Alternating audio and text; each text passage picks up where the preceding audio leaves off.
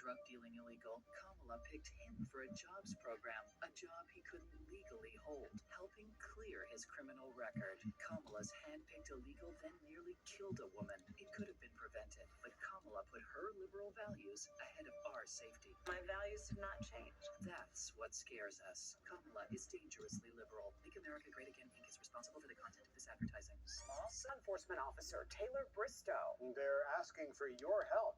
Fox 5's Kevin Stewart is live for us at the Carroll County Sheriff's Office to explain. Kevin? Tom and Courtney, Investigator Bristow gave his life to serve and protect this community, so investigators are not going to let go of this case. The Carroll County Sheriff's Department is grieving and hurting for the family of fallen investigator Taylor Bristow. Now this, a Facebook scam.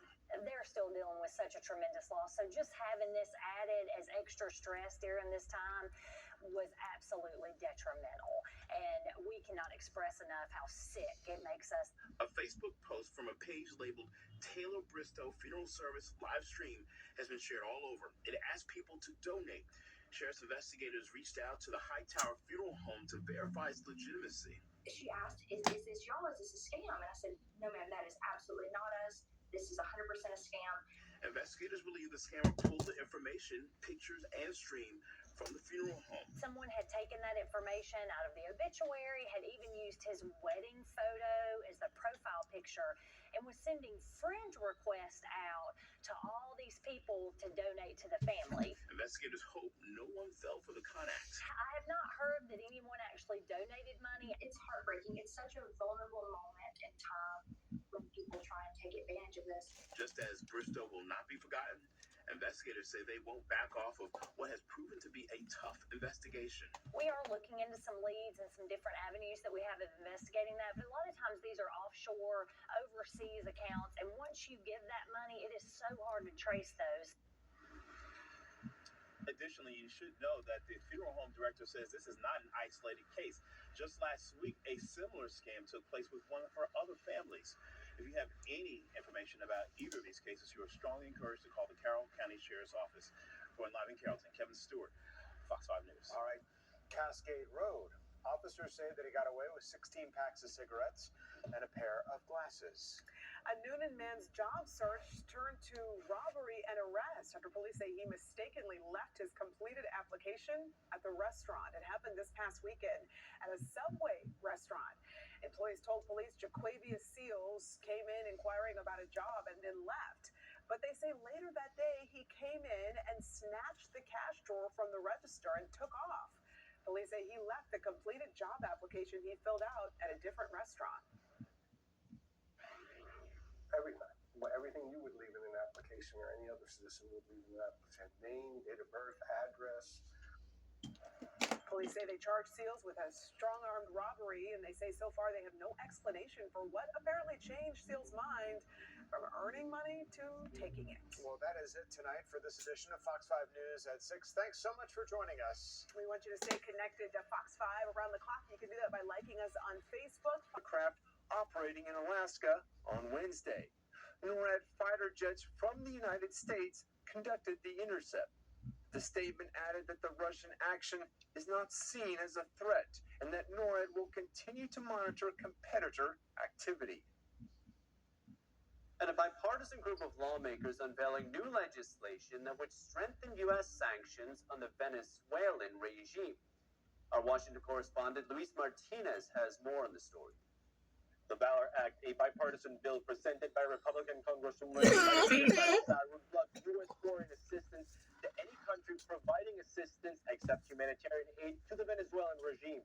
In a statement, Congresswoman Salazar made it clear that a message needs to be sent loud and clear that the United States will be doing no more business with the Maduro dictatorship. That's something that we need to do, and the Biden administration needs to do. Instead of rewarding the Maduro regime, we need to start punishing the Maduro regime. And yes, companies that are doing business with the regime, putting money in the pockets of these crooks, need to be sanctioned. Right, just wanting to stand with the Venezuelan community against what's going on in Venezuela with the government. So I'm trying to do that on a bipartisan basis. Congressman Corey Mills argued that it is in the national security interest of the United States to find a solution to the Venezuelan crisis. Our greatest threat isn't sitting in Ukraine 9,000 miles away. It's in our own hemisphere. And we're sitting here ignoring it. We need to have a seat at the table. So even if you don't agree with what the Chavez are doing, or you don't believe what's happening in Venezuela, you still at least need a seat at the table to understand what's happening so that we can actually play a role there. Because if not, the Russia, China, Iran, North Korea geopolitical alignment is going to grow stronger and stronger in our own hemisphere. And then we're not going to have anything north and south of us to be able to rely upon. The State Department announced 16 new sanctions against the Maduro regime. The Venezuelan regime claimed victory in the July 27 presidential elections, and the State Department has accused the regime of tampering with the results, falsely claiming victory and widespread repression to maintain power. It can be done there. It can be done here. Is currently in exile in Spain. The Spanish government has recognized Gonzalez as the president-elect of Venezuela. It is important to note that Representatives Mills, Salazar, Jimenez, and Moskowitz are all congressmen from the state of Florida, where approximately 380,000 Venezuelans live. Reporting from Washington, D.C., Luis Eduardo Martinez, NTD News. Chinese regime's EV battery companies. The American people do not want CCP-affiliated companies setting up shop in their towns and neighborhoods. The American people do not want to be held hostage to the whims of the Chinese Communist Party for our supply of critical minerals.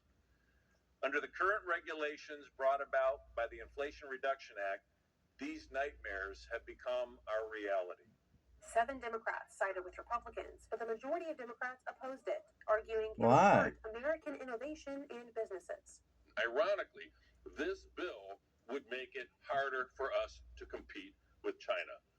These new unclear restrictions under this bill would make it completely unworkable and lead the auto industry and battery manufacturers to pull back their U.S. investments. Republicans, however, claim that Biden's tax credits for EVs benefit China.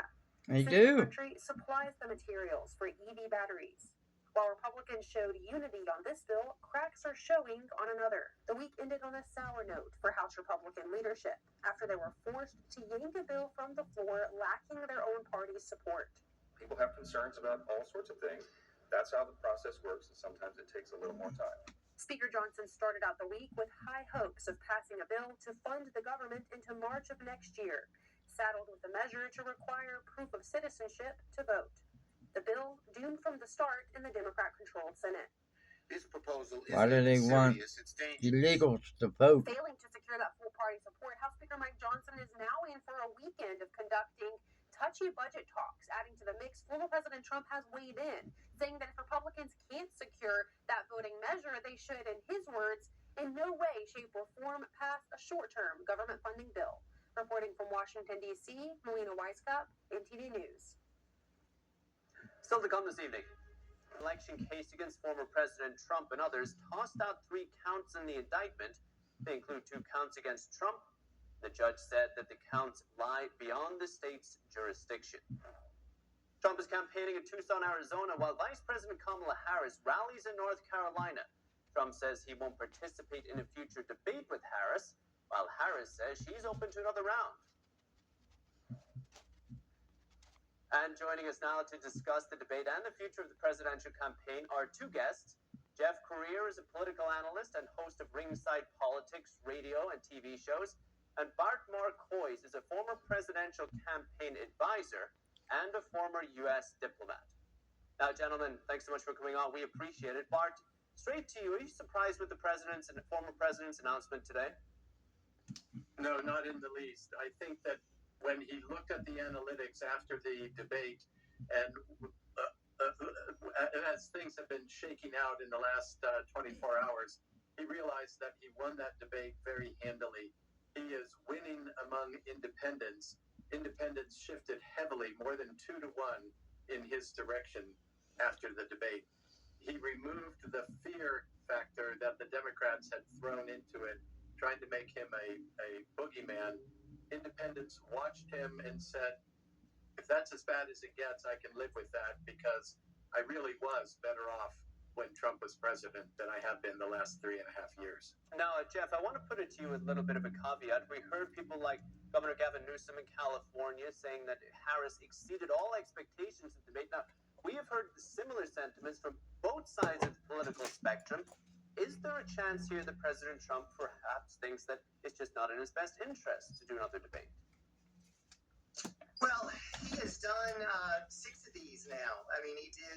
3 against Hillary. That was his 7th one. He did 2 against Biden in 2020, and now it's his 2nd one that he's done in this cycle. People know him. I mean, I think there's no need for him to do another one. People know President Trump. They know his record. It's well established.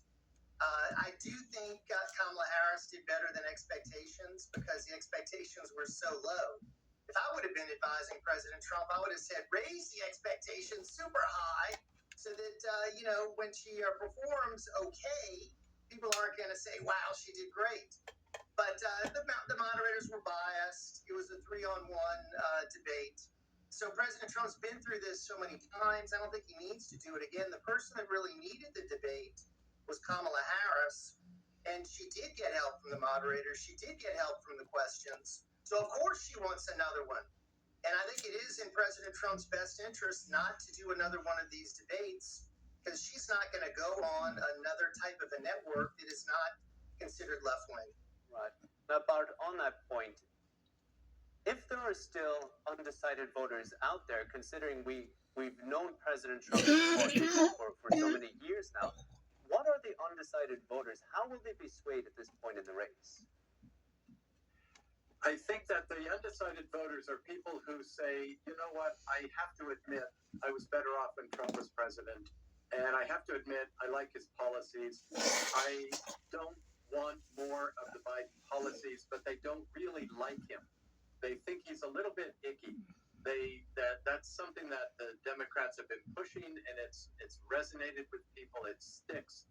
And what they saw in the debate was that he was actually just fine. And you see polls in swing states saying, look, we really don't want to go to war again. And when Barack Obama was in office and when Biden and Harris have been in office, people have started wars around the world, and the United States has gotten involved. When Trump was in office, there was no war started, and the wars that were going on, the military conflicts that were going on, came to a swift end. That's a big deal for people. Now, Bart, I'm not sure if you're on Twitter or not, but the sentiment among Republicans or conservatives there was that Kamala Harris was going to have a terrible debate and she's a terrible candidate, et cetera, et cetera. Now, we have seen not only in the polls, but also in the betting odds that Harris is actually taking a lead over Trump. Is there a kind of, how would I say it, a complacency among Republicans, even now as we talk about Trump does not need another debate over the strength of that campaign and perhaps the momentum that it is gaining? I am on Twitter. I'm at B. Marcois on Twitter. And yes, I've seen that. And the professional Republicans, I live in the D.C. area, and the people here thought Trump did a terrible job and Kamala won it because, as Jeff said, the expectations were so low. We were expecting a knockout punch like Biden got, and that didn't happen. But it still comes back to the fact that we have somebody there who is a champion for us, and he knows he's in a boxing ring. He knows he was there, and it was 3-on-1, and he fought against it. And we look at it, and we know that when he says, I'm fighting for you, he means it. He's a billionaire. He does not have to continue fighting. He does it because he believes in what he's doing. Right. He has more power outside politics. If he quit politics, he would go back to being popular again. He's doing it for us. We saw politicians like Mitt Romney show up to a boxing match with a badminton racket. And, he swung his racket at Candy Crowley in the debate and nothing happened. Right. President Trump is there. He's boxing. He's ready. And he's fighting on behalf of us. Right. And I think that as people look at that, they will continue to swing toward him. But I want to move on because my time is very limited. I want to toss this question to Jeff as well because I think it's an important question. Jeff, especially with this caveat of Taylor Swift has now endorsed Harris right after the debate. Is there a complacency perhaps among Republicans over the strength of the Harris campaign? Well, there shouldn't be. I mean, just look at the last 2 elections. I mean, they were razor close. I mean, Hillary and Biden, and the polls show this thing is very, very close. There should be no complacency. And every endorsement that either candidate gets is crucial. Every action that you take from here on in is crucial. I think President Trump is in a little better position than he was in 2016 and 2020 at this time, but he's running against a candidate who, frankly, is better than Joe Biden. And there's more enthusiasm now for the Democrats than they had under Joe Biden. So the Trump campaign needs to take this very, very seriously, but we knew Taylor Swift was going to be endorsing Kamala Harris, so that's no surprise. Those voters were going to go to Kamala Harris anyway. So we do need to see definite urgency on behalf of the Trump campaign. They're focusing on the swing states. That's where the focus needs to be. And I think it is going to be, again, a very, very close election. But I do think President Trump's in better shape this time than he was in 2016 or 2020, really. Art Mark Hoy is Jeff Career. Appreciate it. Thank you, gentlemen. Thank you.